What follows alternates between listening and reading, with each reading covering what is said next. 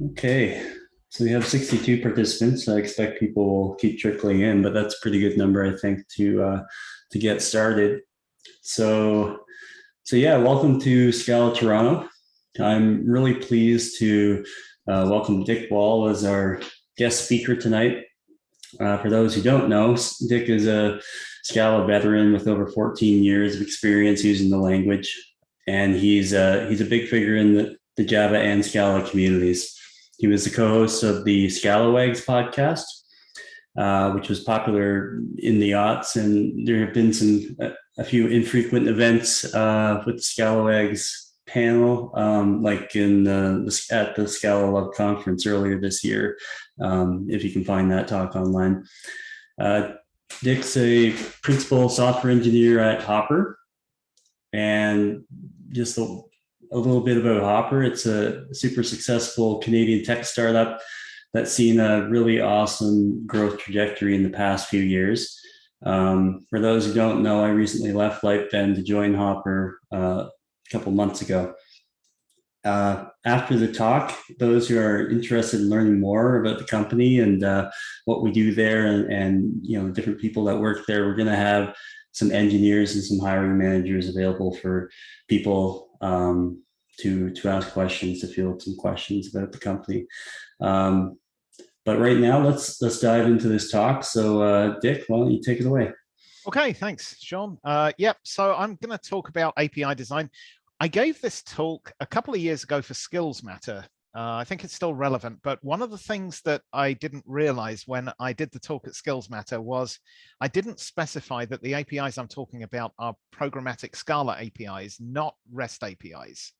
And I got the impression that several or quite a few people in the room had come to hear a talk on REST API design.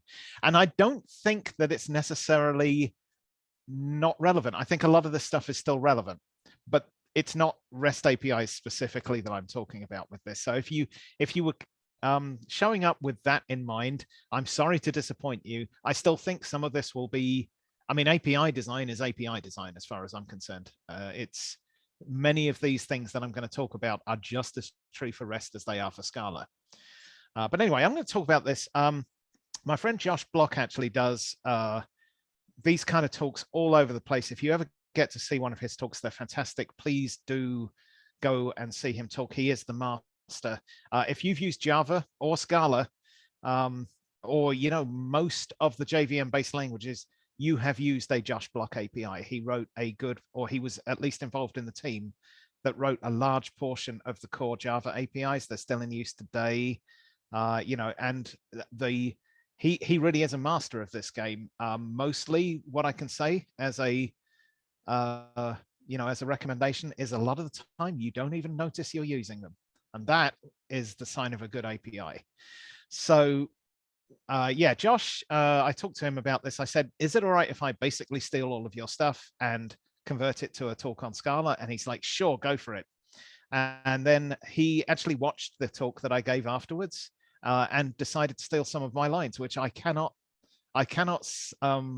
say strongly enough how flattered I was. I'm like, hey, if something I've done, if I've said makes it into your stuff, that's great. I'm super happy with that. So this is the alternative title for this, the slightly more attention-grabbing one, is Why APIs Matter and Why Your API Sucks and My API Sucks Too. There's no such thing as a perfect API. You'll see this as you go through.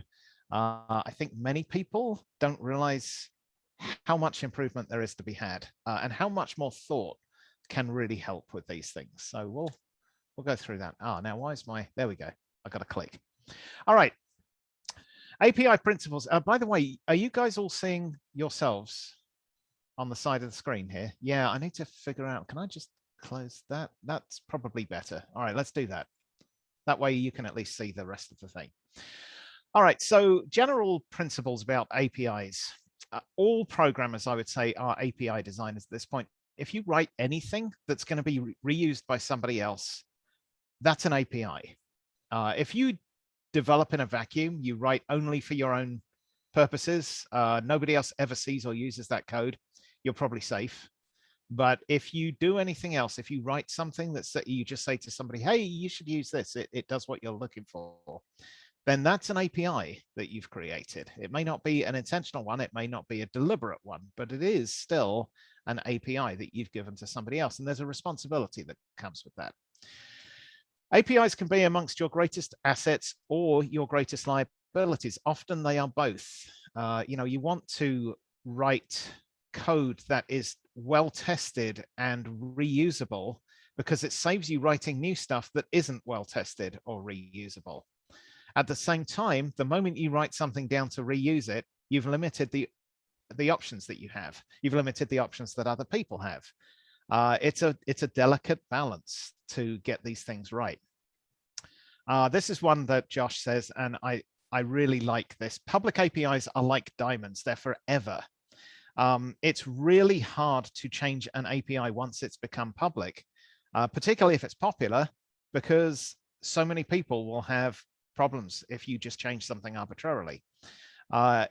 He does say deprecating an entire API is possible. Usually what happens with that is you come up with the new one, and then you deprecate the old one. This is also done very poorly in places. An example I've seen just recently is the Google libraries for accessing Google services. I think they just changed their authentication from OAuth 2 based to something else. I'm not even sure what the something else is. I know that they're deprecated now, because after the last update, I got a whole bunch of deprecated warnings all over the code. I still haven't figured out what I'm supposed to do to fix that. It was a very poor job of documenting what you should be doing to replace the now deprecated APIs. And this is a really common problem. It's like, if you're going to force people to move, you have to make the migration easy. That's part of the contract if you're writing a public API. When designing an API, you want to gather the requirements, but with a healthy degree of skepticism. I think one of my favorite sayings, I have many of these kind of quippy quotes that I like. And Henry Ford, when he was asked, said, if I'd asked people what they wanted when I created the first, mass market produced automobile, they would have said they wanted faster horses. So what you need to do is get good at seeing what people are actually asking for, but not believing the exact thing that they want. What they wanted to do was go faster. They wanted to go faster. They wanted, more autonomy, that sort of thing. Obviously, the car won in the end because it goes a lot faster than faster horses do. And there are lots of other things, like it doesn't poop in your garden and stuff like that. But anyway, that's, gather the requirements, but look at them with a critical eye. All right. API principles in general. This is what I do when I set out to write a new API, and I'm pretty good about this. I'm not perfect. I'm not that guy that thinks, and we'll talk about testing as we go through. I am really not that guy that says you got to have 100% test coverage. The tests have to be pure. If you make a mistake in your code, exactly one test should fail. I've had conversations with people that say that, and it is pretty tiring. Okay, but structuring requirements as use cases to start out with leads, in my experience, to a better API as a result. Start with the effect that you're trying to achieve and work in from there. Another great bit of advice from Josh is you'll never be able to please everyone. So aim to displease everyone equally. I think this is particularly true for the Java APIs. If you look at them, they are fairly plaid in their existence. They're not fancy. They're not exciting. They do what they do. People will always moan about something that's missing or something they don't do. They displease everybody equally very well, and that is actually a good sign for an API. It stands to, it shows in the fact that they are so widely used.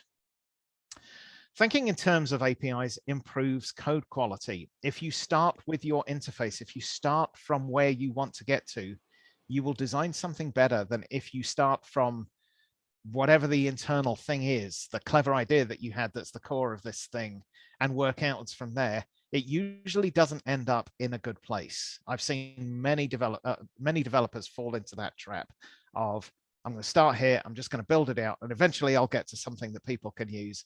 And you do, it's usually not very usable. It's usually a bigger surface area than it needs to be.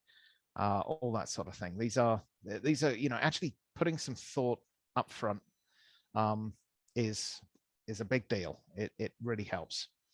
After implementing the API, try to refine it even further. And a great thing here is an API is done not when you can add more stuff to it, but when you can't take anything else out.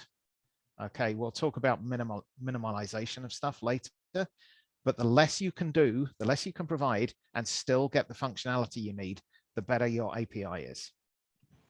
And tests are more, or about more than just the correctness of the code. There are many reasons to write tests when you write an API. I've actually had discussions about this just recently with folks and testing, and it's been a long-term discussion throughout my entire career.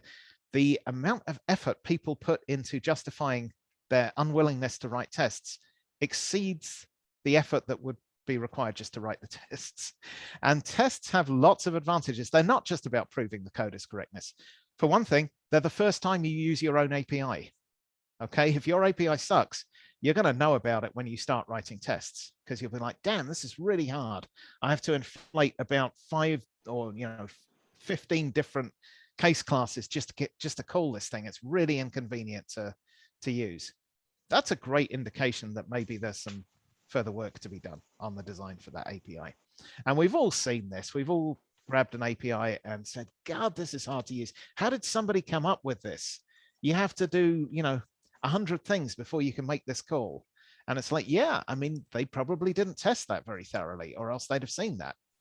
So they are more than just code correctness. It's the first time you get to use your API. It's living documentation for that API. People can actually go and look at the tests. I do. When I grab an open source project to use, I go and look at the tests and see how it's, try and find a functional test or an integration test that shows exactly how to use it. And I look at that code and I think, is this something I want to use? Yeah, this looks pretty good. And I'll grab it and use it. And the last one is a bit of advice. I was training to be a pilot. I'm a bit of an avid flight simmer these days. And I went through ground school as well. I never got to as far as soloing a plane, ran out of money and time before I did that. But it was a fascinating experience, and maybe I'll pick it up again one day. But one of the best pieces of advice you get as a pilot is never read from the map to the ground. Always read from the ground to the map. And what this means is if you start looking at the map and it shows some, I don't know, it shows you a lake and it shows you this is like an aircraft sectional. It shows you some large tanks that are, part of a power station or something like that. And then you look at the ground and you try and see them. You will convince yourself that you can see those things. And a lot of the time you'll be wrong. You'll be making it up. It's much better to look at what's around you on the ground and then try and place that on the map. How this applies to APIs is I've had numerous conversations, again, throughout my career, of people saying, and this is because I do Scala training as well, they'll say something like, hey, can you tell me about free monads, for example, or macros, higher kind of types comes up a lot. What's the other one? Oh, things like the aux pattern, the auxiliary pattern in kind of shape lists that it uses for H lists and other places, that sort of thing. And I'm like, yeah, sure, I'll go through this. Why do you want to know? And it's like, and they'll say to me, I've got this great idea for an API, but I want to know how this works. And I'm like, do you need it for your API though? You're starting from the wrong end. You're starting with this idea that says, I really want to use this technology and I want to know how to use this technology. And I'm going to build it into my API. And I'm looking at it going, do you need it? Is it not simpler to do this another way? What is the effect you're trying to achieve? Write some code first that uses your API and then try and implement it and see if you can implement it that way or if you can implement it another way.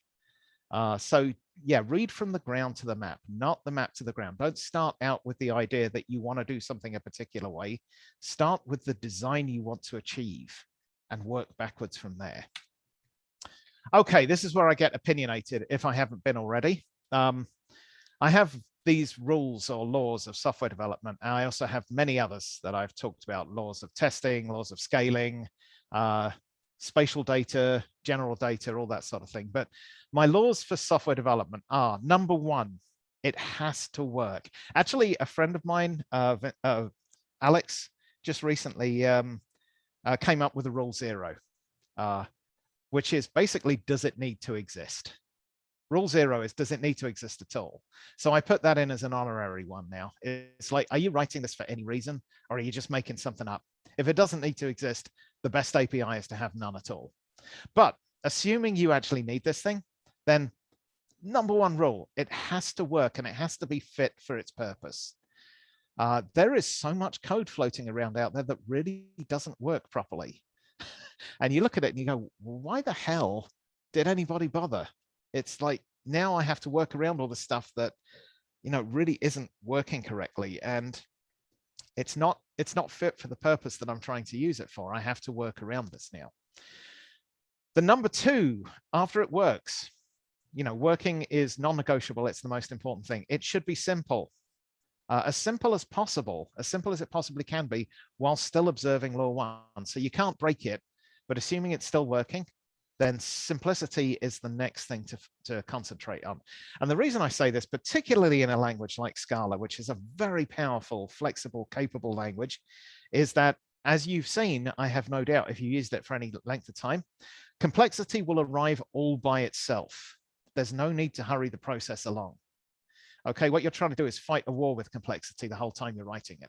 So by keeping everything as simple as you can, going back, refactoring it, simplifying it down, you will eventually be able to build much more complex functionality whilst not losing the plot. But if you start throwing aux patterns and 3 monads in at the very first drop of a hat, you're going to get yourself into trouble really quickly. I've seen it many times. A lot of my conversations go something like this. Somebody will ping me and say, hey, can you help me for a minute? I've got this type problem. And the moment they say that, I'm like, my first advice is to go back, re-examine all of the steps that led you to this point and see what you can simplify. Because if you don't understand it and you wrote it, I'm going to come into this and I'm going to be very confused trying to work through the types that are causing you problems. I'm starting from cold here. I might be able to help you, but let's see what we can do to simplify this problem first of all. And a lot of the time that does it. People will go away and they'll come back and they'll be like, you were right. I changed a couple of things, used a couple of case classes, eliminated a few type parameters, and all of a sudden it's much simpler and I can understand it now. And I'm like, that's great. And if not, if it still is a problem after that, then we'll sit down and try and work through the problem. But that's a really important focus to have. Complexity is going to arrive without the need for you to help it along. After that, it can be all the other things that you want to put in it. It can be clever, it can be fast, elegant, provable is another good one. People like, completeness proofs, stuff like that. It can be purely functional. All of these things are good things to have. I'm not against any of them, but none of them should trump working and simplicity. Okay, so that's my opinion. You've probably guessed by now, I don't have a shyness in speaking my mind on this stuff. I found this is wonderful. If you care personally and challenge directly, you end up in this radical candor section, which is what I shoot for. What I'm trying to achieve here is to give good, energetic advice without pissing a bunch of people off. Okay, I'm not going for obnoxious aggression. We have plenty of that sadly, in the programming community. There's far too much of it. I'm not going for ruinous empathy, where I understand and feel for everything that you say. Now, if something's bad, I'm going to say that's a better way to do that. And I'm certainly not going for manipulative insincerity. But what I am going to do is talk about some of the things that I really believe at this point. This is not just glib stuff. I actually live this way now. So one of the first things I say is every line of custom code that I've written is a failure in some way. It's a pretty extreme thing to say, but I really believe this. If it exists, there'd better be a damn good reason for it to exist, because it's a liability. The moment you write it down, it can have bugs, it needs testing, it needs to be documented. Every time you write something new. So can you reuse something that's already been tested, that somebody else has had to put that time and effort in? That's another reason for the failure. It takes time to do this stuff. So you are spending time, you're spending your resources writing this. And some of the worst weeks I've had are the ones where I've just been churning out code like there's no tomorrow. Sometimes you do it, there's no other way, but it always feels terrible at the end of the week. I've generated thousands of lines of code, and I look at it and I'm like, I've just incurred so much technical debt that future me is going to come back and kick current me in the butt for making his life a problem, and everybody else's.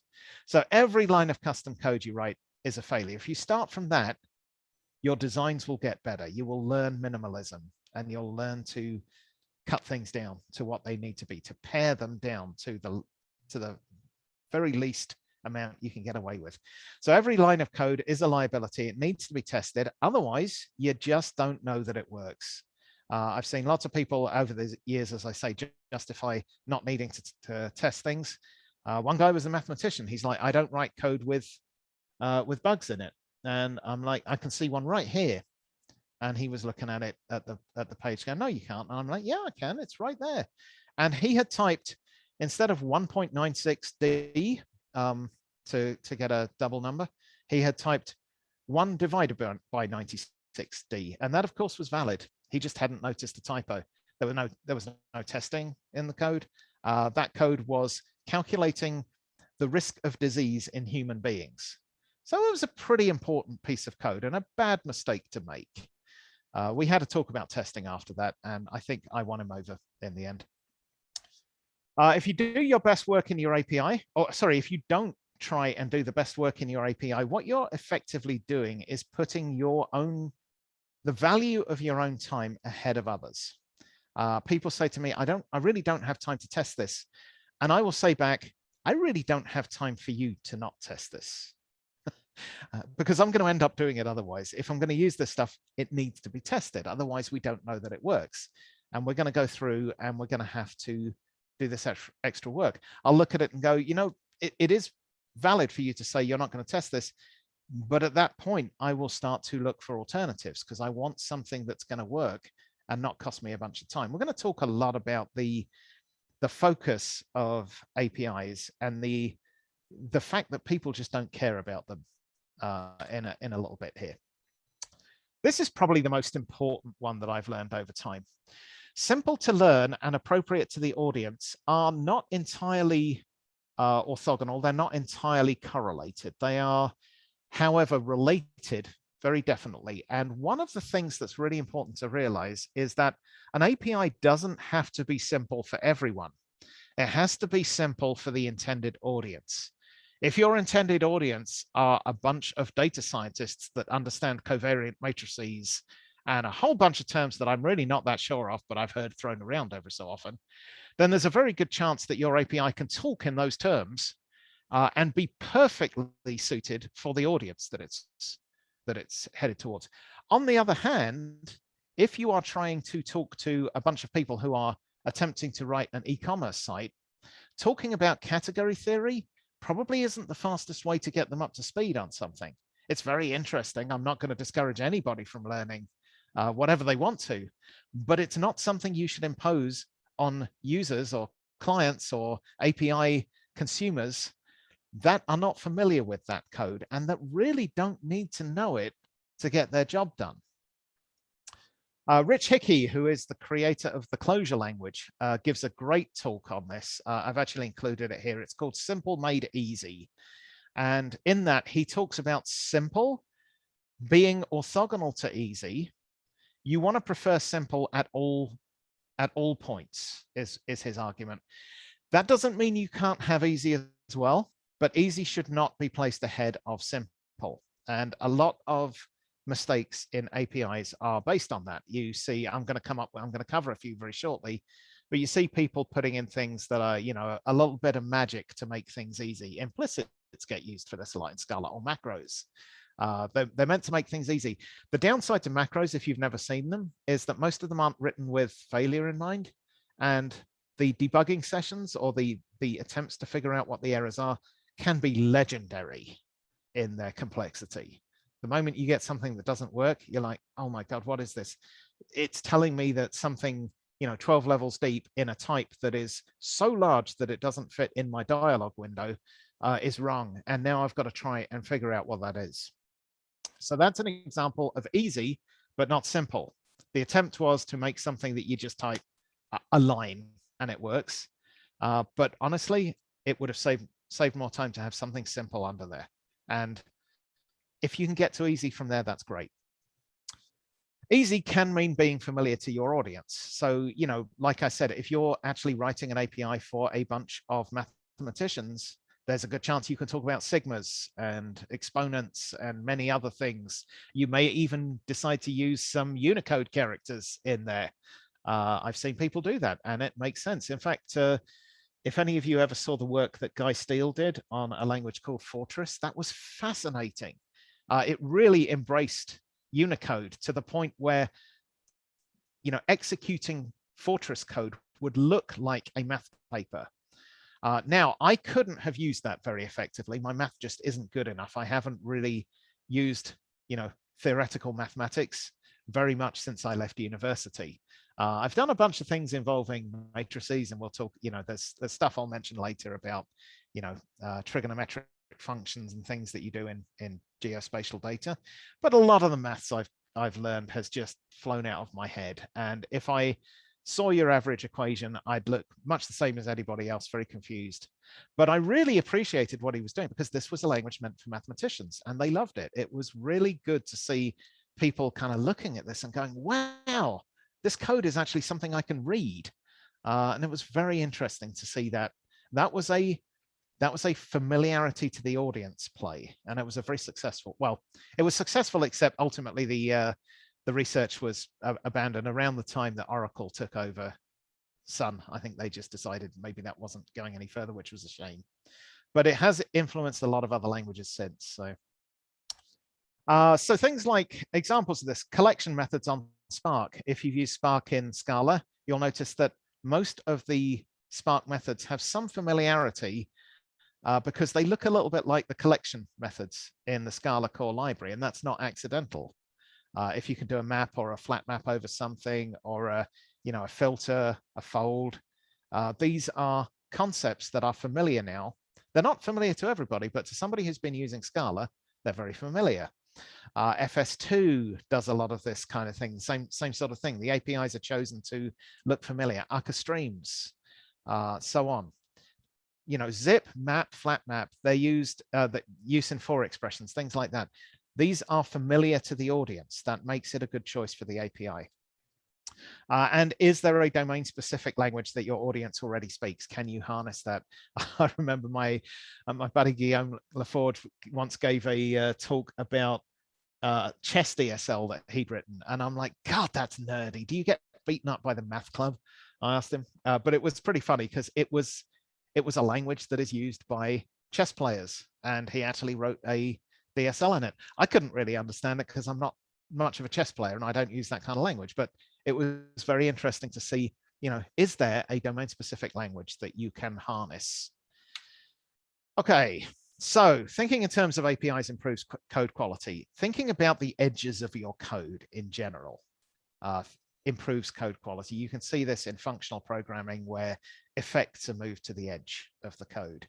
But the same thing is true for APIs. It's the edge of your code. It's the border with another country. Okay, you want to think about how that's going to function. Test your code. Even the functional programming and type check code. I'll give an example in a second, but this is the primary test of the API, and be evil about it. Think like a user. Think of all the things you could abuse when you're trying to write this. What can I do that a bad user might try and do? And can I help try and prevent that or guide them away from it? I'm reminded of, and again, not picking, there was a prominent Scala functional project. Let's just say that. I'm not going to name any names. That was, purely about as purely functional as you can get. And in functional programming, one of the things that they say is you should be able to call, to replace a call to a method with assuming that method doesn't have any parameters, or it has the same parameters each time, you should be able to replace it with a value and see no difference in the execution of your code.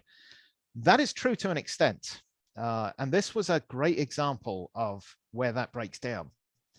There was actually a mistake in this particular library where they'd got the by-name functions in Scala wrong, and it was eagerly rather than lazily executing all of these side effecting functions that were supposed to clean things up. Now, it was pure functional code. Nothing broke when this happened, except that the execution took 30,000 times as long as it should have otherwise done in one of the examples that we ran. It was going to take days to complete, and we were trying to figure out what it was. And the fact was, every single iteration of the code was once again calling the side effect because the by-name hadn't been evaluated lazily. And that's something you need to think about. A test would have caught that. Now, I literally had this conversation with them, and they're like, well, how would you have tested for that? And I'd have thrown a mock in there that just didn't have anything to execute. And the moment it tried to execute that function, you'd have got an error from the test. I mean, mocks are, I think, somewhat of a dirty word in the functional programming community, but they have their place. They can be really useful. And that was a great example of where it could be used. This is a big one for me. If you write an API, a public API, you should document everything in that API. Now, does this mean I have a document fetish? I've been accused of this at work. No, it does not mean I like writing documentation any more than anybody else. You know what it does? Is it makes me make my API smaller because I hate writing documentation. And if I stick to this rule and I document everything that's public, I'm going to make less stuff public. And the less stuff I can make public, the better my API is. Okay, for a given piece of functionality, the less public stuff that you need to do that, the better your API is. Take away choice, take away mistakes, make more stuff private. If you can make it private and the API still works, you don't have to document it anymore. You might want to as a note to self or others, but you don't have to. Test first, same thing. Test and document your entire public API. This will make you make it smaller. It's also the first time you use your own API, and you can tell pretty quickly whether it sucks to use it if you start writing tests for it. You'll be like, damn, this is painful. I actually don't, as I said, I'm not a testing zealot. I don't follow the rule of you should write tests before you write anything else all the time. I'd say I do that some of the time, maybe a quarter to a third of the time. Every time I do it, I'm glad I did. The result is that I get to the end of it faster. It's counterintuitive. You feel like I got to just start coding. I've got a deadline. Every time I do it, it ends up saving me time because I end up with less surprises on the back end, fewer surprises on the back end. And everything just works really well. So if you can, write out the API that you intend to do. Just leave it as a shell, write the tests that call it, and stick triple question marks in Scala to just say, all the tests will fail to begin with, but this is the API that I'm shooting for. I may have to mutate it or improve it or change it somehow along the way, but that's okay. At least you're starting from a skeleton and you can build it up from there. That said, I still believe you should document everything because it makes you minimize your API, but the API should be usable without having to read the documentation. These things seem counterintuitive. They're really not. You're not writing the documentation to document the API. You're writing it to keep yourself honest. The API, somebody should be able to grab it, use it, and get a reasonable way into the API before they have to start thinking about looking at the documentation. There's always going to be some things to look up. There's always some things that are confusing. Does a wait state in this API mean the same thing as I think it does? Stuff like that. You'll have to end up digging in and looking that up. But, for the most part, out of the box should be a really nice experience. Okay, the other side of this is not just the API, but the SPI. SPIs are harder than APIs, much harder to write. An SPI is a service provider interface. It's like a plugin. It's the other side. And the reason it's so hard is when you're writing an API, you're writing it for some code that solves a particular problem. Okay, and other people will use the outside surface area of that API. The problem with an SPI is you're trying to, ahead of time, figure out what people will want to plug in to your stuff. And that's notoriously difficult to get right. It's super hard. So the chances are you won't get it right. You're going to get used to having a bad SPI to start with and having to migrate and work on that, maintain it and improve it constantly for a good while before it's usable. If you think about all the things that, for example, a plugin in a browser can do now, you know that Chrome didn't come out of the gate with all of that functionality just built into a perfect, pristine plugin SPI to begin with. They had to really work on getting that.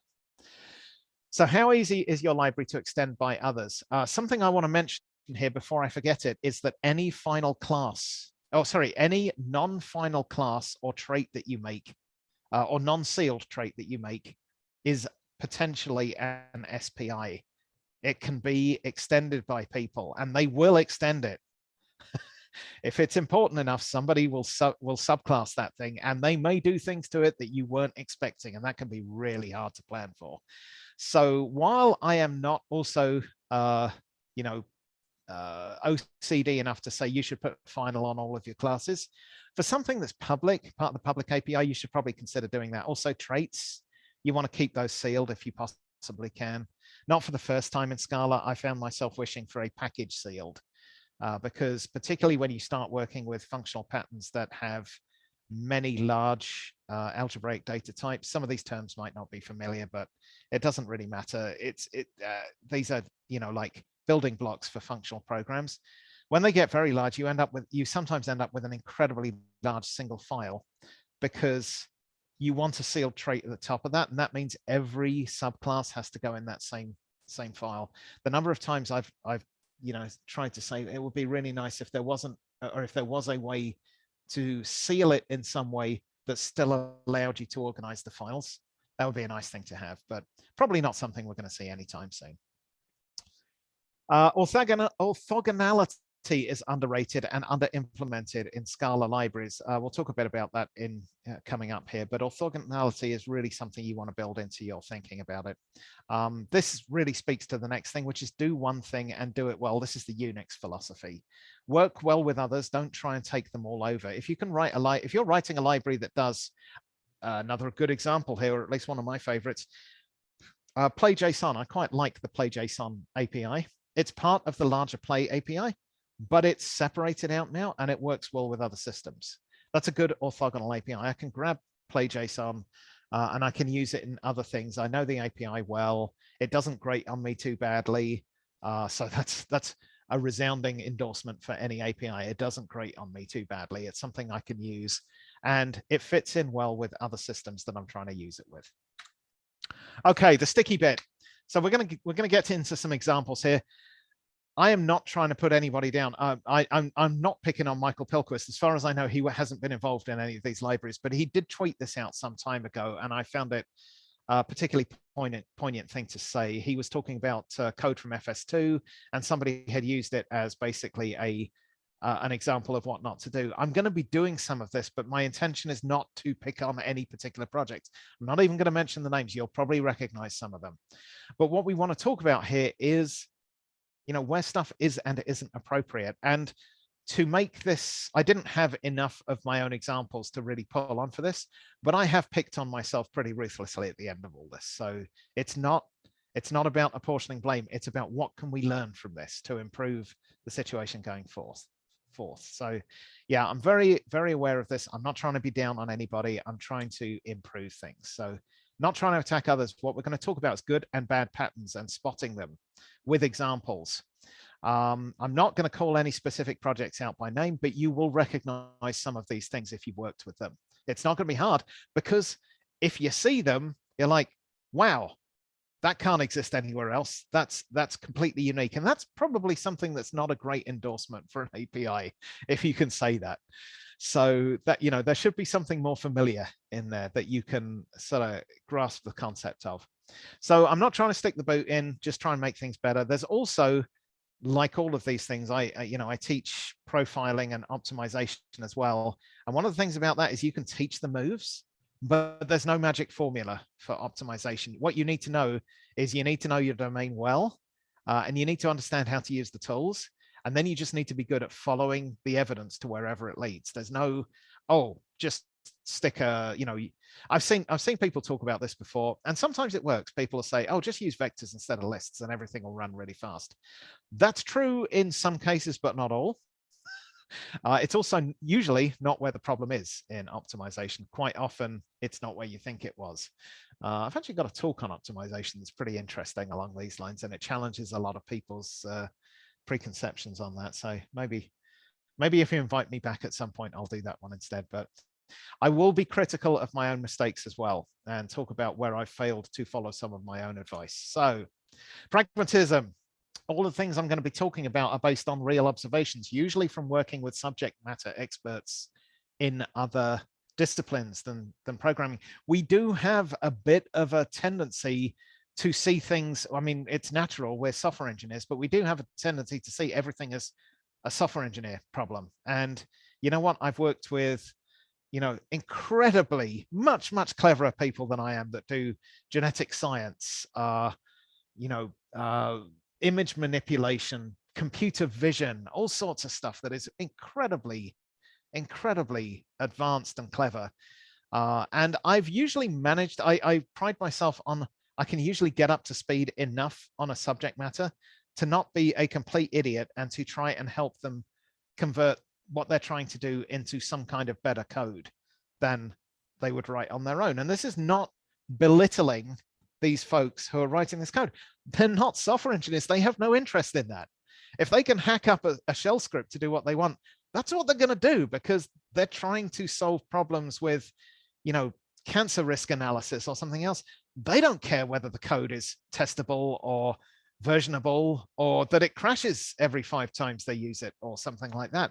Not what they're interested in, not their focus. Our job is to help them. So these are based on real observations from working with clever subject matter experts who frankly don't give a crap about software engineering. These things happen is not up for debate. They have happened, they continue to happen, and pragmatism seems like it's got a bit of a dirty word in the functional programming community. Saying that pragmatism is overrated is a bit like saying reality is overrated. Maybe you're right. Maybe virtual reality is where it's at. But you know what? Reality is what we got. And, things, if you drop something, it's going to fall. If you wake up tomorrow morning, the sun should still rise. These are facts. I would say facts over theory every time. All right, let's have a look at some anti-patterns. I couldn't resist putting at least one fail blog in there. I love this image. I use this on my talk on failure. This is what we call an epic fail set to happen right here. A low bridge, a truck with 2 porta potties on, and a convertible following much too close. I think the picture speaks for itself. All right, so target fixation, first of all, focusing on only the happy path. I'm a motorcyclist and I know all about target fixation. You tend to go where you look. Don't look at the thing you're trying to avoid or you'll crash into it. So only considering the happy path. What happens when things go wrong? I'm not going to ding anybody for writing tests that something works. That should be the first test that anybody writes. It has to work. And in order to know that it works, you have to test it. But your testing shouldn't stop there. You have to consider what's going to happen when something goes wrong. And it will. Trust me on this. No matter how complete your proof, if you're dealing with anything coming from the real world, you're dealing with an imperfect model. Okay, the real world does not fit into your beautiful, perfectly proven view of the way things work. The moment you pull in satellite imagery, you'll see stuff that is just completely wrong. I've seen it many times, stuff that hasn't been geo-rectified correctly. Values are all over the board. It could be anything. So you can't trust it. You have to assume something's going to go wrong and you have to plan and test for that. That includes work on your API. Does your library work with the compiler to help you understand, or does it work in spite of it? You can tell this when you get a compile error.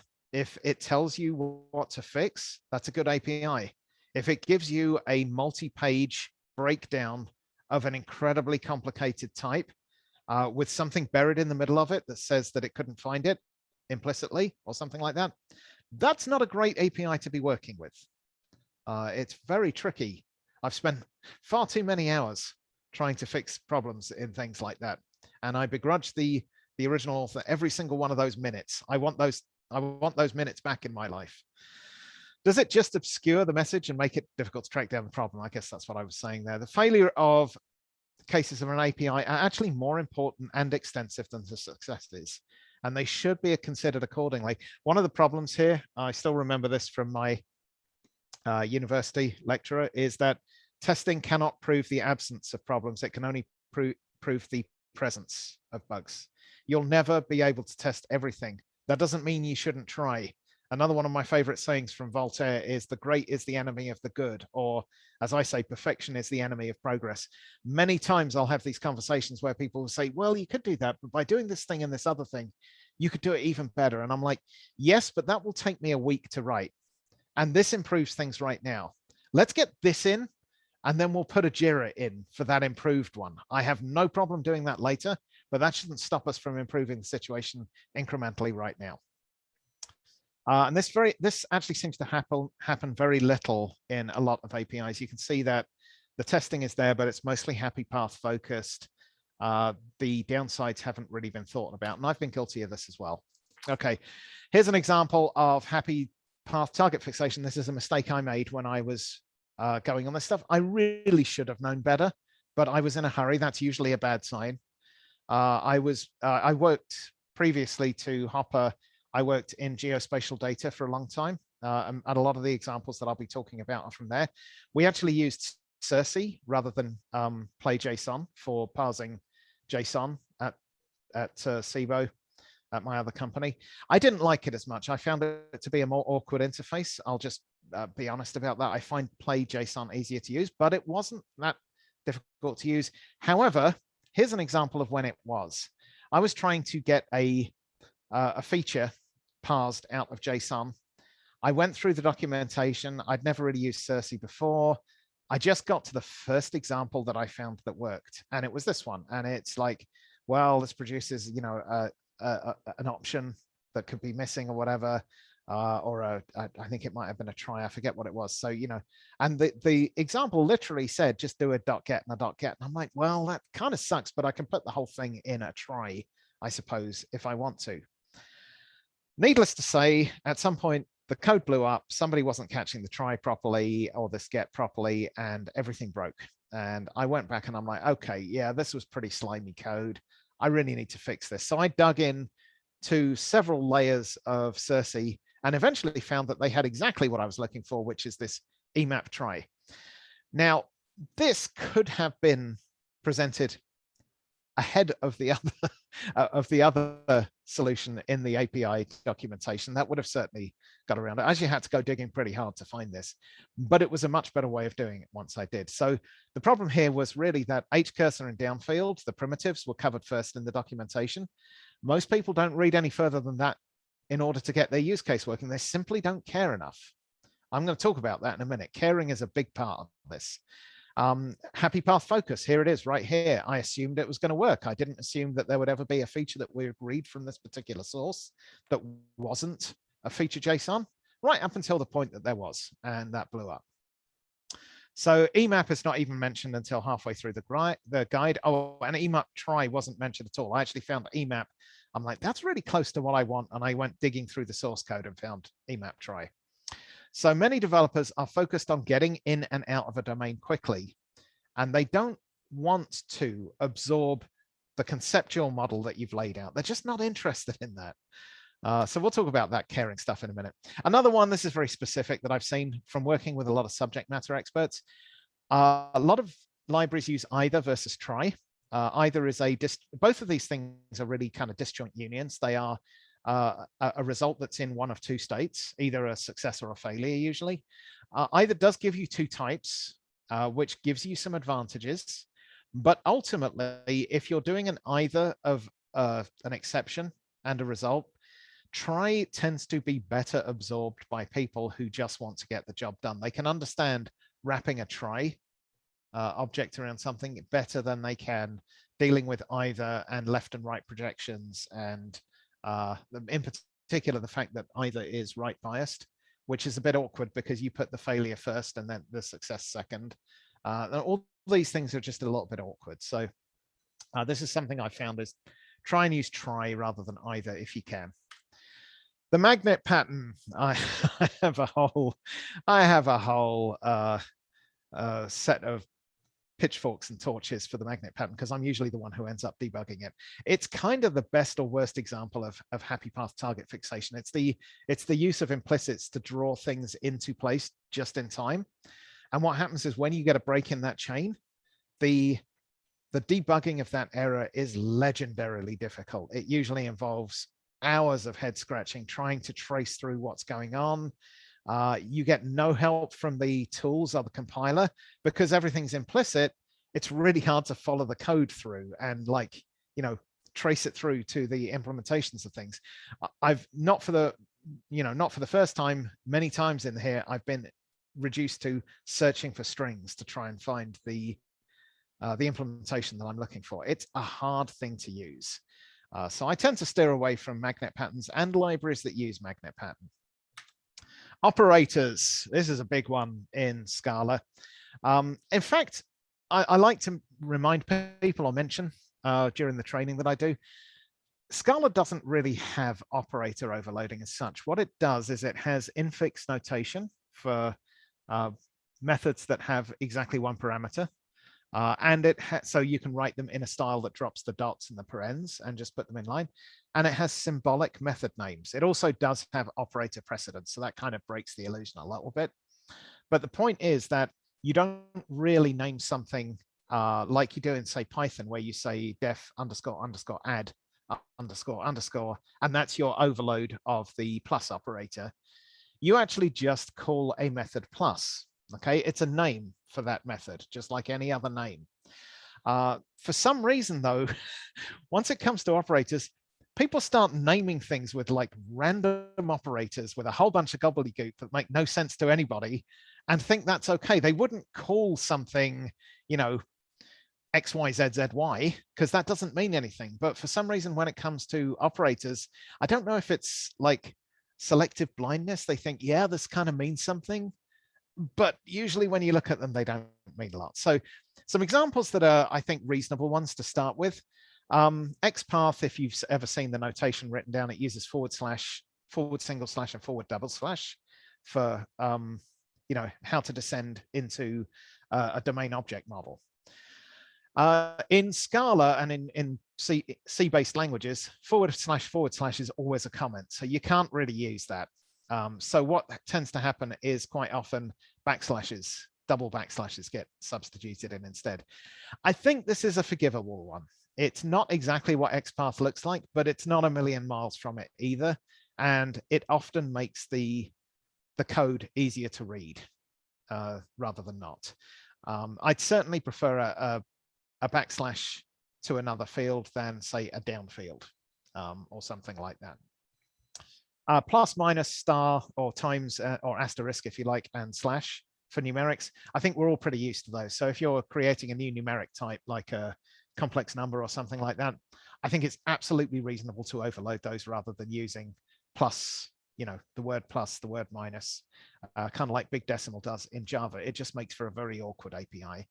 I quite like the plus minus operator in Scala test because that's pretty instructive. It's like, should be 10 plus or minus 0.0001. Okay, so within that range. That seems reasonable to me.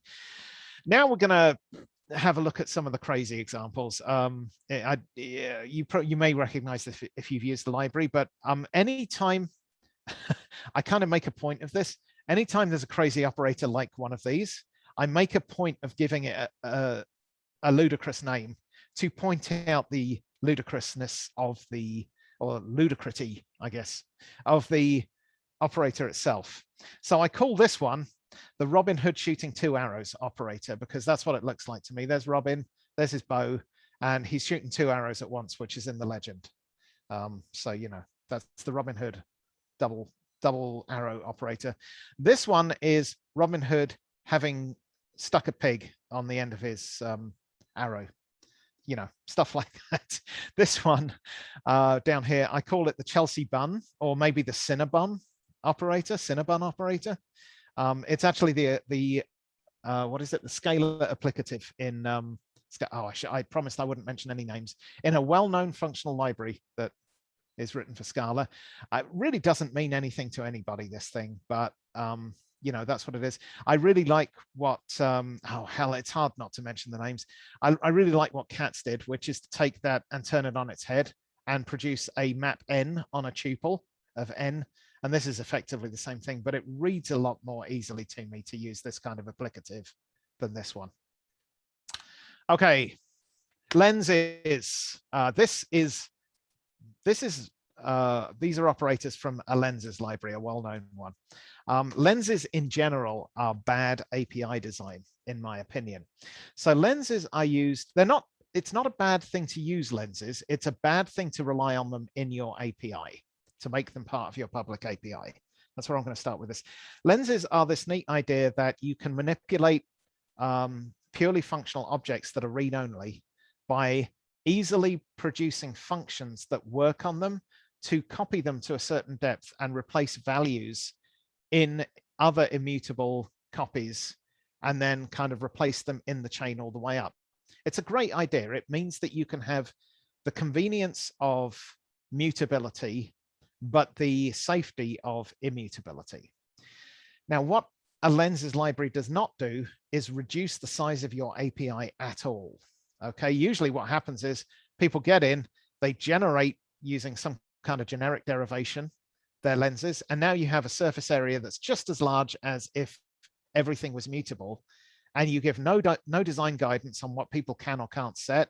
You give very little help on how they use this, and it's super hard to find out when people are doing certain operations in the code that you might want to change. If you change your model, if you have a designed API, there's a good chance you can actually change your model without breaking something. You can keep the public API. If you've written lenses into everything, you're hosed at that point, or the people who are using your library are.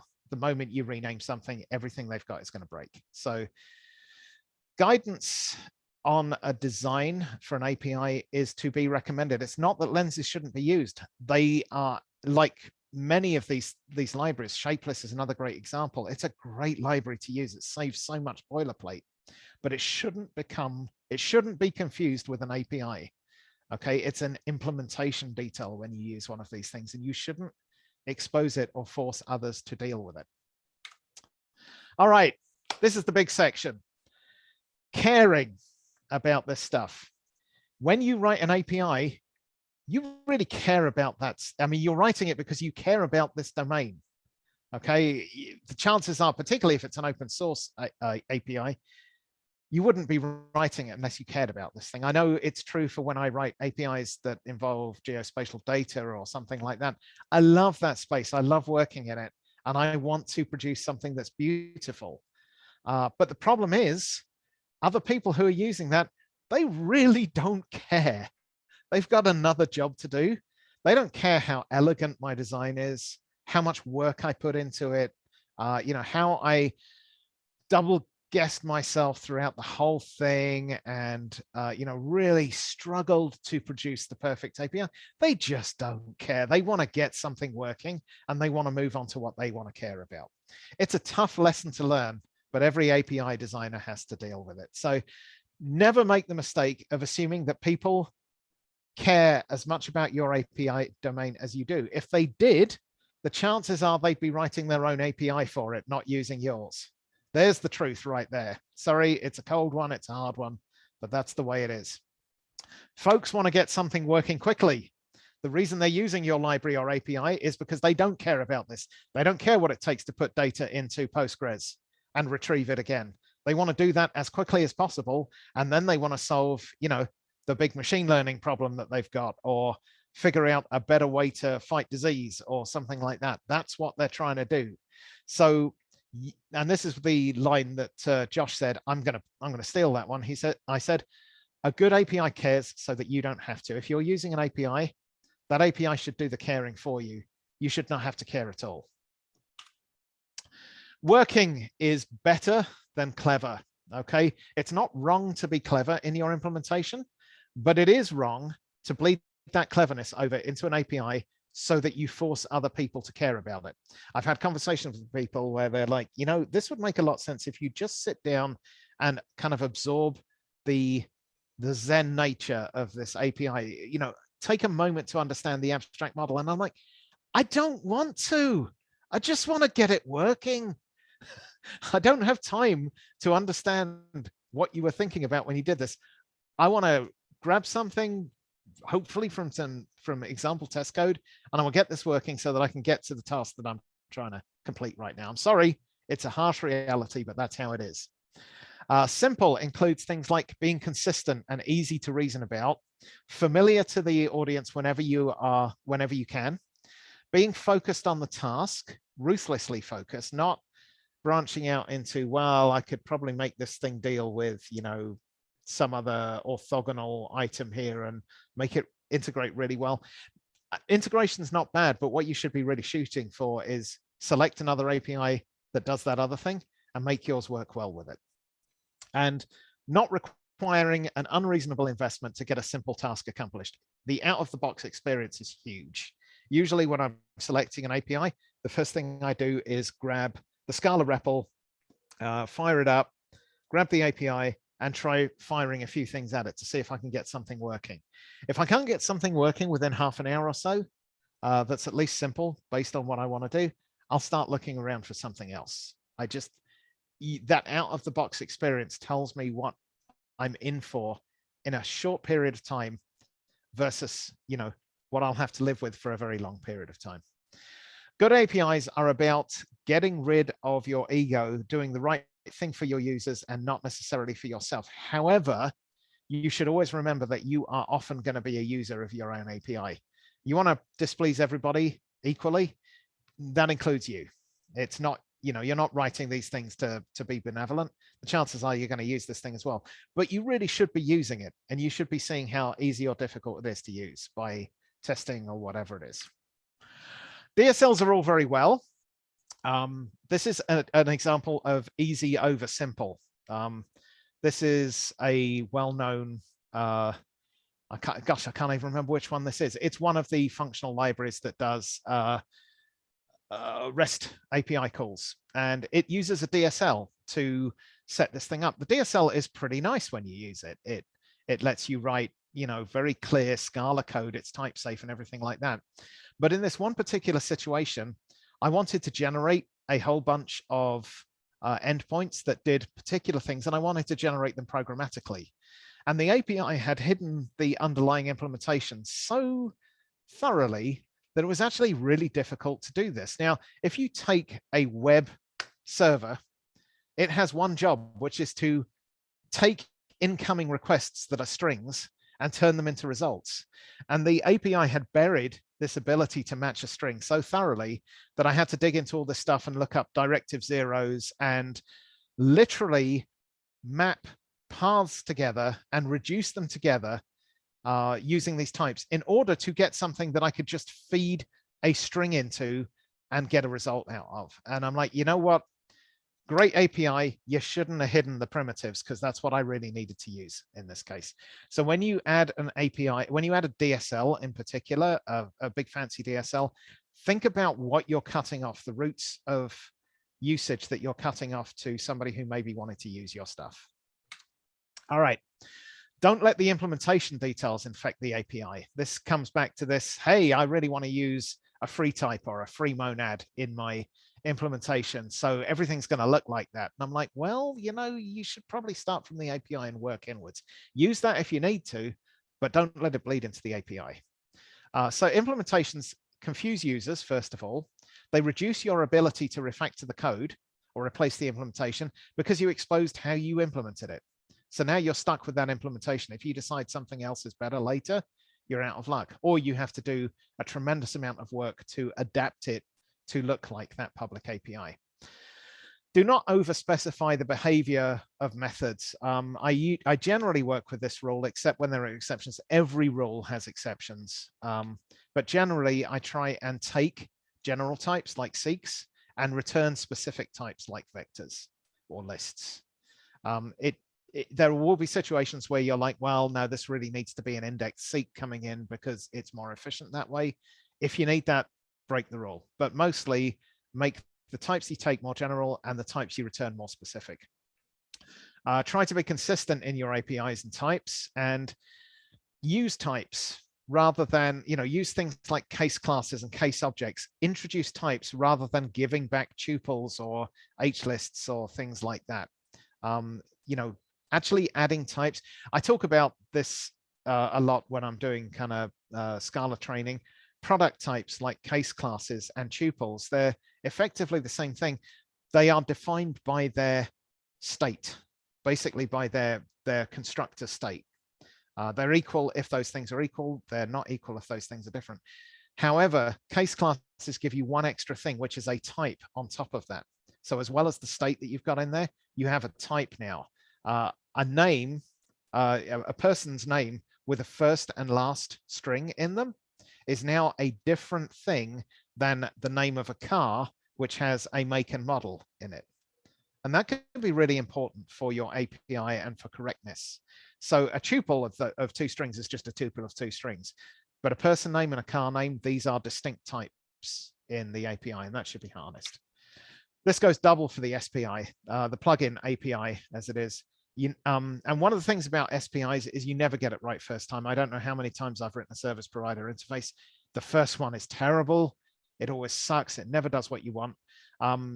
Josh has a great piece of advice in his books and his talks on this, which is that don't even try and implement the service provider interface until you have at least 2 or preferably 3 things to plug into it. By the time you've plugged your third thing in, the chances are you've got it right. There will be changes after that, but you've nailed most of it. If you start writing it, let's say you're writing a relational database mapping, and the first API that you're writing or the first plugin that you're writing for it is Postgres. Don't even try and generalize the SPI until you add MySQL to it as well. And then when you stick CouchDB in there or something like that as your third one, by that stage, you've really nailed the SPI. You've got what it needs to do to support most of the things that it will need to do. Some bleed over if the implementation is inevitable, but it can be minimized when you do these things. And the chances are you need an SPI because you aren't going to remember everything. So you have to think about your extension points, because when you're doing this up front, either you're not going to remember all the things that people are going to want to use, or things are going to evolve over time. All right, you're never done with an API. It evolves constantly. You learn stuff. The worst time to write code is the first time you write it, because you know the least about that problem domain at that point. As you're writing it, you're learning, which is why version 2 usually ends up being so much better than version 1. So your API should evolve, and you should allow for that. If you leak the implementation, you're going to paint yourself into a corner. You're going to prevent yourself from being able to upgrade it over time. So don't paint yourself or anybody else into a corner. All right, so advice: orthogonality. Do one thing, do it well. Work with others well. If you try and do too many things in one API, you will do them all poorly. If you try and concentrate on one thing, you might do it reasonably. All right, and test everything. I've talked about this. Tests and documentation are not there because I have a fetish for them. They are there because I hate doing them, and I will write smaller, more targeted APIs if I force myself to document and test everything that becomes part of a public API. That's the way you use it first. That's the way you keep it honest. Another reason, I think this is the root. I think if people are honest, this is the root cause why a lot of engineers don't like to test. When you test, you realize that you made a mistake. I have, over the years, come to the conclusion that I'm a blithering idiot and I make mistakes all the time. And I've come to terms with that. I'm at peace with it, which is why I write tests. I'm like, I'm going to be writing mistakes in this thing. I don't want to get anybody into trouble. I don't want to give somebody the wrong information. So I'm going to test it, and I'm going to assume that it doesn't work. And then I will find it and I will make it work. One of the most illuminating conversations I ever had was, I was lucky enough to be sitting with Doug Lee and Brian Getz actually at the same table, which is a mind. That is a mind share right there, a gravitational well of intellect. And I was talking to them about, JSR 166Y, I think it is, the fork join stuff. And I'm like, I really like this. And the reason is, I really don't trust myself. I knew enough to know this. I really don't trust myself with threading primitives like, synchronize and wait. I never seem to get that right. And I've come to the conclusion that I'm just not cut out to do that kind of work reliably. It doesn't work out well. And Doug Lee says, I feel exactly the same way. That's why I wrote JSR 166Y. He doesn't trust himself with threads either. And that made me trust that JSR, because I'm like, somebody who's honest enough to fess up to that and say, I wrote this because I don't trust myself to do this. That is somebody I want doing my threading work for me. That's somebody who understands the problem well enough to realize that human beings were not meant to think like that. And so we should test everything that we possibly can. All right, so this is where I beat up on myself. I realize I'm running long, but I beg just a few more minutes because I feel the need to restore the balance and talk about how I completely messed all this advice up as well. So this is from some of the work I did on the GIS stuff. I do another talk it's a little lightning talk that's really fun to do, called The World is Not Flat. Sorry, Flat Earthers, it's not. But it's also not round either. It's actually much more complicated than that. And one of the things you learn very quickly in GIS is that no model you're basically dealing with an oblate spheroid, which is what the Earth is, which is actually even more complicated than that because it has different densities and gravity wells and a whole bunch of other stuff that makes the math ridiculously difficult to understand. Don't worry, I do not pretend to understand it. I think you'd have to study for a lifetime pure mathematics to really get it. What I can do is work with it. So the way people work with this is there are thousands at this point of different coordinate reference systems that aim to turn the world into something that you can display usually on a flat screen. These involve usually projection models, datums, and various other transformations that make it possible to take something that is a squashed round thing and turn it into a flat thing. Now, the problem is when you're dealing with all these CRSs, a very common issue that you get is somebody puts the wrong CRS in and you end up with the wrong data. And in GIS, it can be actually very difficult to know when particularly when you've got satellite imagery for the whole world. You ask for the coordinates in the wrong CRS, and you're likely to get something like this happen. And this literally happened. This is not a made up example. Somebody got the wrong CRS, and instead of getting a field to analyze, they got the middle of, I think it was one of the Great Lakes. I forget which one it was, but they pulled in a whole bunch of water and were wondering why their results were so bizarre, and there was no vegetation that they could detect at any point. And it's because they were looking in the middle of a lake. So this is what happens if you get this wrong. You get the wrong data back and you can't even detect it unless you look at it. It's one of the reasons I have Dick's rules of spatial data, which is trust nothing until you've seen it and seen it georectified. That's like the first two. So what most GIS libraries do in this case is they do a runtime check to check that the coordinate reference systems are the same. You have these 4326 and 32615 different coordinate reference systems. You ensure that they're the same.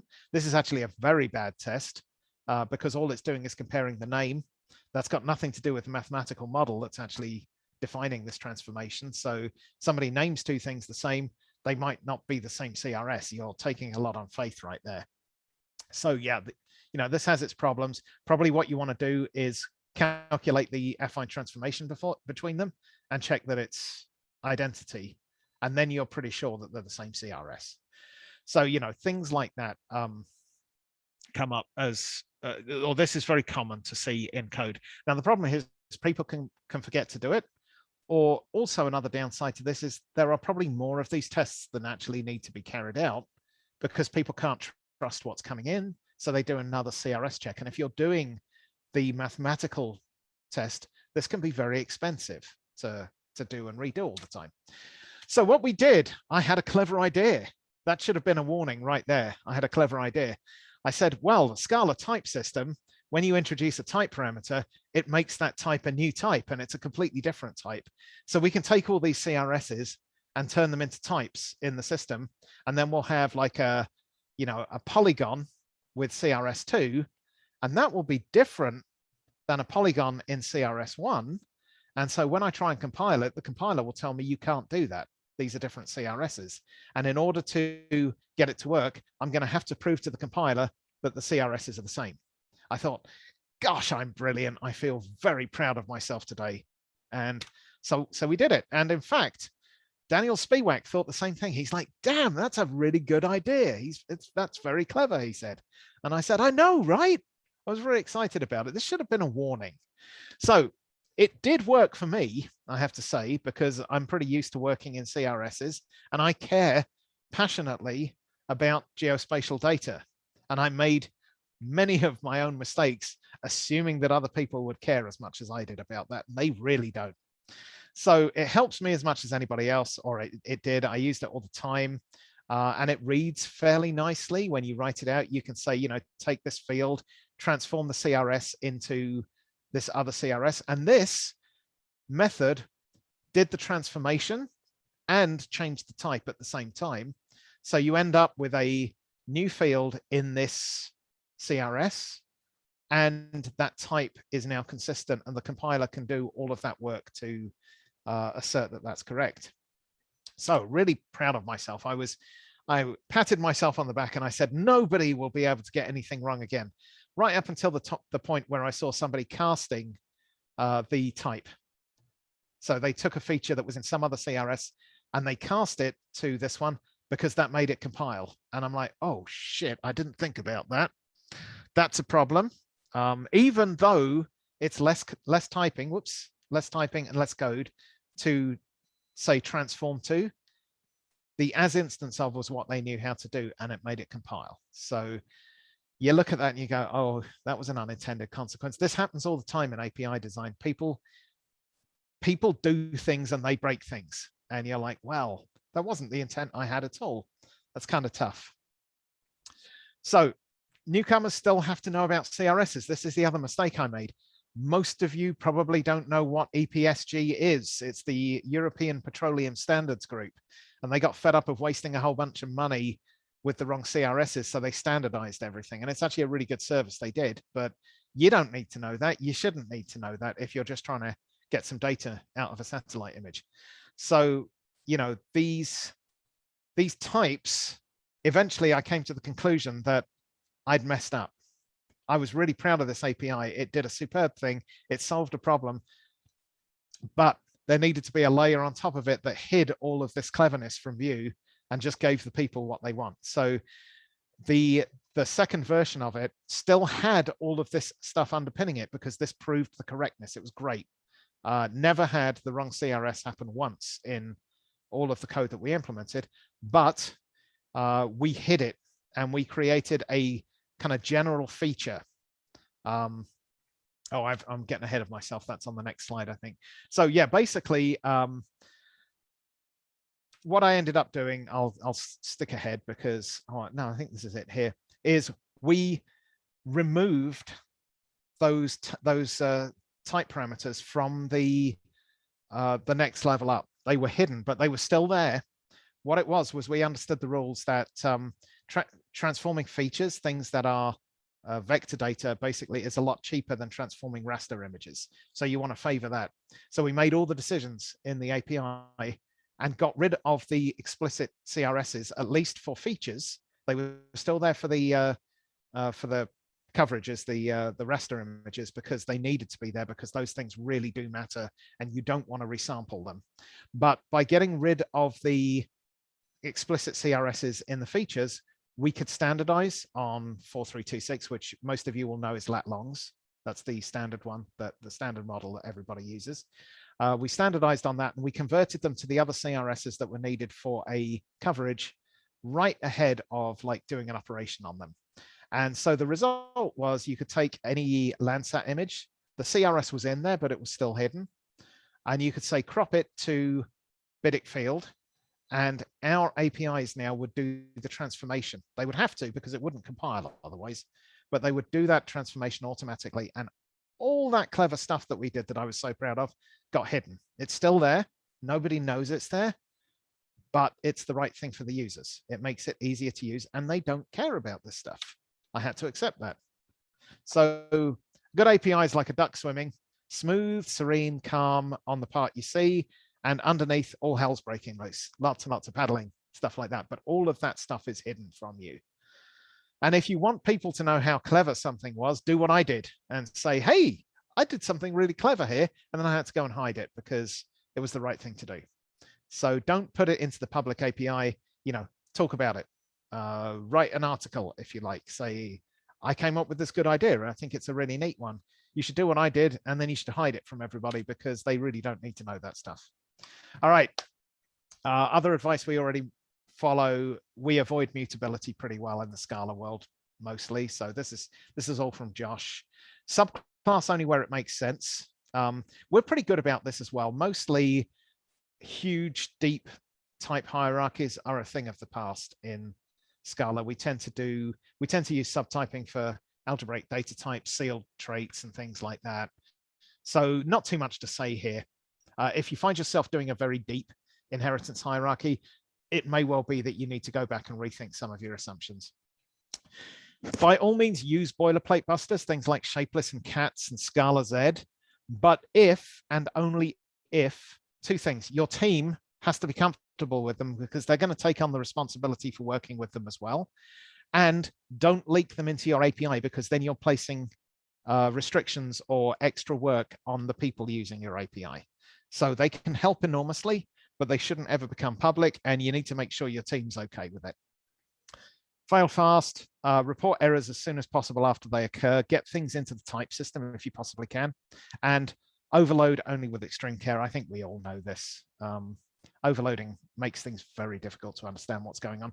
And that's one of the reasons Magnet is a bad thing. Magnet is really kind of an implicit overload, which makes it super confusing to figure out when things go wrong. So, all right, in closing, API design, much harder than it looks, something you should think about a lot right from the beginning.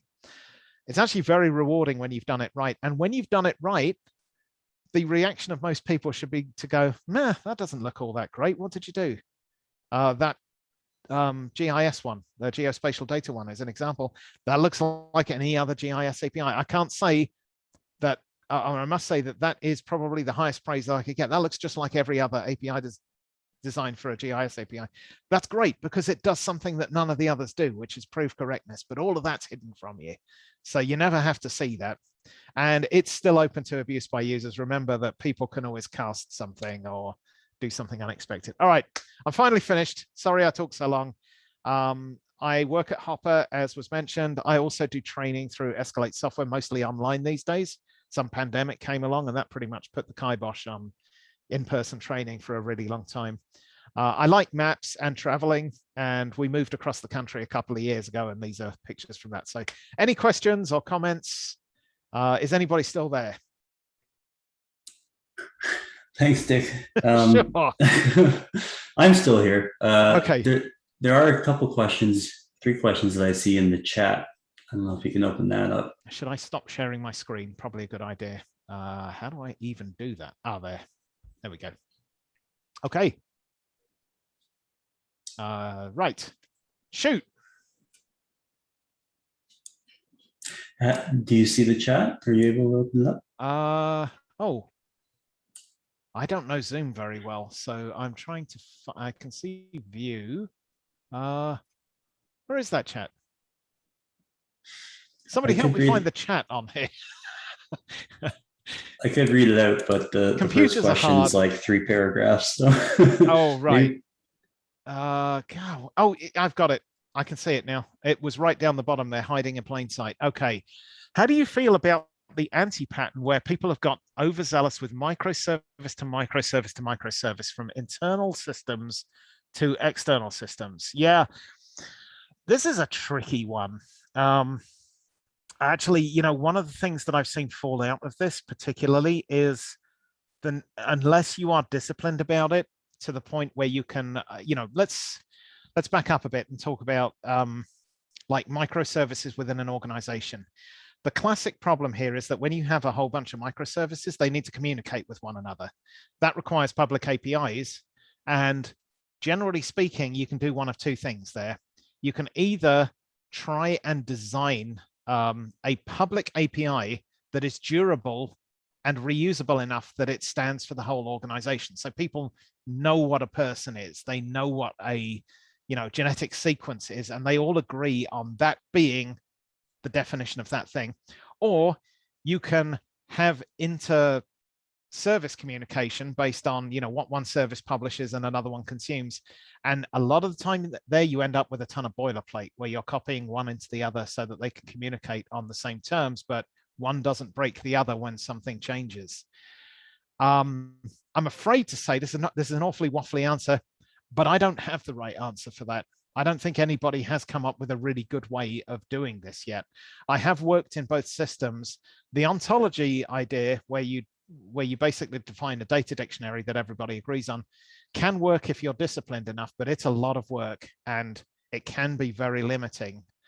The other side leads to just, tons of boilerplate, and that can be really difficult. So one of the pieces of advice that I would say there is, if you can possibly get your IDL, your interface definition, out of Scala and into something else, that will at least solve the problem where people start to shove business logic into the domain objects and do naughty things like that. Because if it's a pure IDL, something like protobufs or some kind of schema definition, then at least it's just going to be the definition of the structure, and there's going to be no business logic creeping in there. But yeah, I'm afraid I don't have much of a better answer for that. If anybody knows, if anybody has the answer, please share it with the class, because I'd love to know that as well. What was the rest of this? Where do you see the value in writing the API service itself versus automation? Automation, I think, is good in controlled situations. An example of where automation goes wrong was one of the ones that I used with lenses, for example. A lot of people will take a whole domain model that they've designed, and they'll throw lens generation at it, and they'll say, this is my API. And what you have is an enormous surface area now for your API that has also exposed all of your implementation and prevented you from ever changing it again. Plus, it's really, I don't know if you ever tried to work with analysis of a lens-based system, but it's really hard to see what people are calling, what they still want to use, all that sort of thing. It's very difficult. So automation has its place, but use it carefully. I would say I still lean towards a pondered and designed API over a generally kind of automatically generated one most of the time. That said, if you can find a way to incorporate some level of automation, particularly for things like regression testing and stuff like that, I'm all for that too. These are woolly answers, but these are tough questions. I'm afraid I don't have all the answers. I think, on a case-by-case basis, I would tend to favor actual deliberate design over complete automation most of the time. Where do you see that APIs belong in an architectural sense? Should that be all throughout your org, just exposing? I would try, I try and keep the public footprint, the surface area is what Runam Bjarnason likes to call it. Try and keep the surface area that you expose as small as possible. It keeps your options open. It makes your API easier to use. It makes it easier to test and document. So you really are looking to encapsulate what you can, hide it away from the world, and make a small, neat, targeted, fit-for-purpose API that other people can use. Now, over time, that's going to grow and it's going to become ugly. This is the nature of these things. People are going to ask for things that you didn't want. Every so often, you have to go back in and do some kind of radical change. It could be a big refactoring. It could be version 2. These things are always going to happen. But yeah, you by keeping to the simple and the minimal to begin with, you put off the date for that as long as possible. What do you think about Hiram's law? I don't know what Hiram's law is off the top of my head. So I'm going to go and Google that right now. If anybody knows what it is, let me know. It sounds familiar, but I think I got the wrong one. So Hiram's law. Okay, let's see what it says. If an interface has enough consumers, they will collectively depend on every aspect. Yes, I think that's absolutely true. I've never heard this before, but oh my God, that is so true. The more people use it, And the larger your API surface area is, the more screwed you are. There's just no way about it. Like everyone's going to find everything they can possibly get into and exploit it. And if you care about not breaking their stuff, then you're going to be frozen.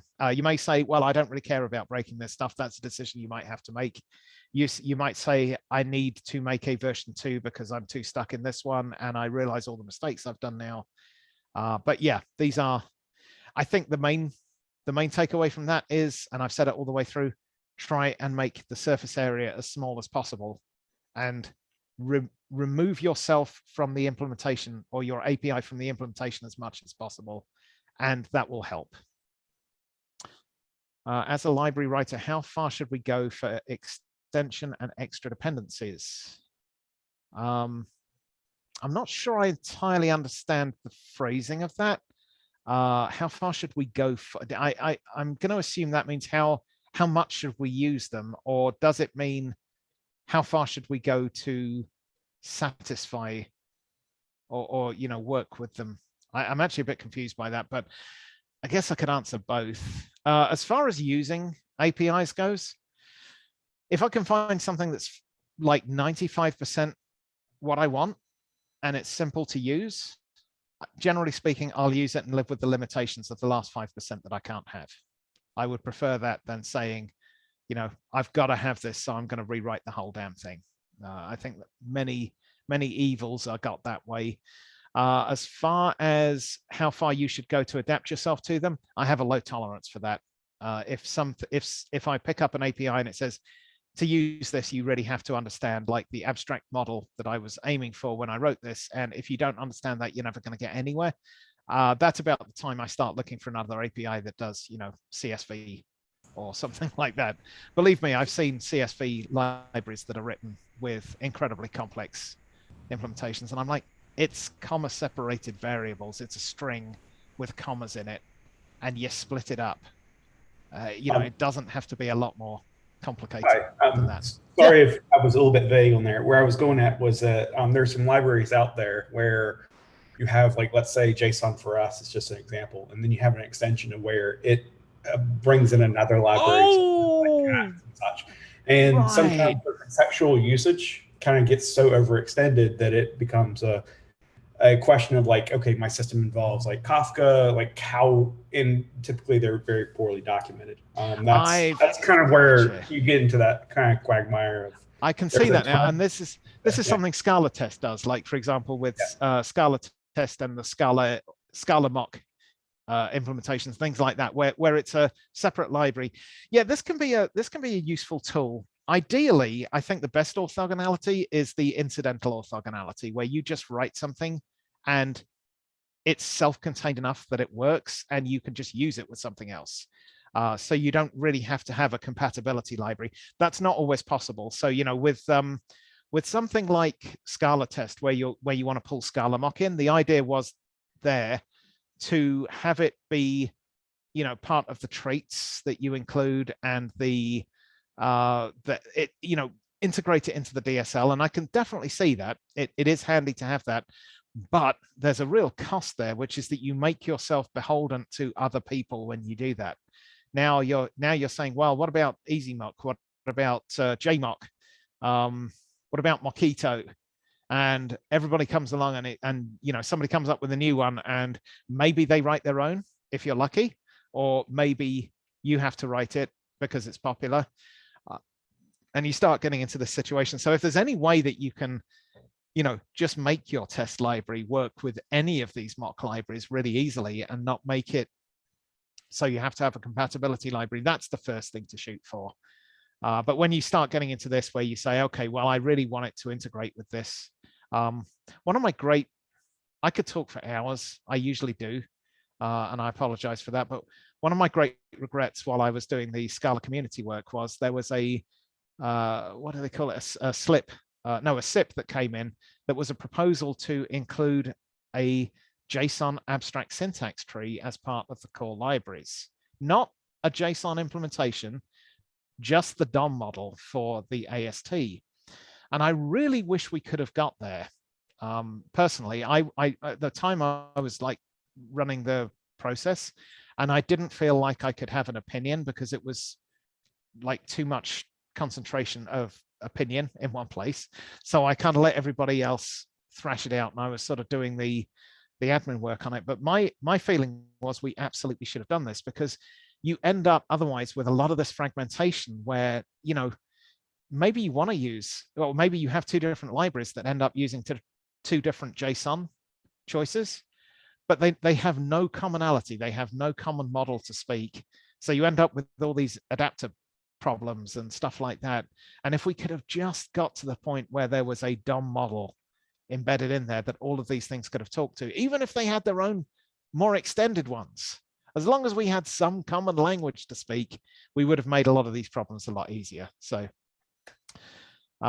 anyway, that was kind of a waffly answer, but hopefully that sort of, I guess if I was to summarize it, I would say compatibility libraries like this can be useful, but they give me a warning feeling. Like, you know, ideally the orthogonality would have been incidental rather than explicit like this. And if I could get there, I would rather do that, because it's going to be less work and less upkeep than having these libraries that are like the compatibility things between other systems. Regarding the APIs between internal services, I've seen two possibilities: DTOs in the library with a JSON formatter inside it, and everybody share it. Yeah, I think I talked about this. This is like the ontology versus the duplication problem. I don't have the answer on this one because I've worked with both, and both of them suck in different ways, just about equally. Montologies are a lot of maintenance work, or ontologies, sorry. It was called a montology where I was because that was a play on words. Ontologies are a lot of work and they can be very limiting, but they are very handy to have a common vocabulary that everybody talks, and it reduces a ton of the you know, the duplication that happens everywhere. I hope I'm not giving away something. I'm going to go out on a limb and talk about it fairly generally here. I don't think this is proprietary information, but we're experimenting with something else a little bit different, which is probably something that people have tried elsewhere as well. I'm sure it's not a new idea, where we're now attempting to define domain objects in an IDL, protobufs, in fact, and share the IDLs and have projects generate their own stubs from those IDLs, you know, as they need to, and potentially, you know, filtering out or cutting down what they actually extract from those common models. It's a little early. The jury's still out on how effective it is and how well it works at the moment, because it's pretty early, but it's a promising approach, and I really hope that something will come out of this, because otherwise you end up with a lot of duplication. And particularly if everything's in Scala, you end up with a ton of like copied case classes that are all almost identical, but maybe you have a couple of little differences here and there. And it just seems terribly wasteful and boilerplatey to do it like that. So I'm hopeful that, you know, something like this with an IDL that's independent of the language that you're actually implementing it in, and generators to produce the endpoints that you want to work with, might actually be a way of kind of dealing with this. I know that those were a lot of questions. Oh, that was all from the same person. Okay, fair enough. Hey, Alexei, I know this name. What are your thoughts about API exposing the sync async nature of the implementation, red blue functions, things like that? I think any implementation detail is dangerous, but sometimes they're unavoidable. Async in particular is a tough one.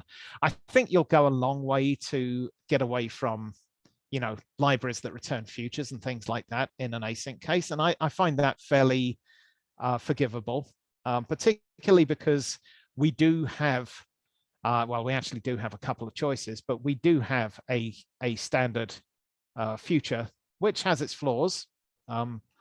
I'll be the first to admit, but it's a language that we can communicate, and it's also easily adaptable to other future implementations or task implementations that are out there. So there is a common language to shoot for there, and a certain amount of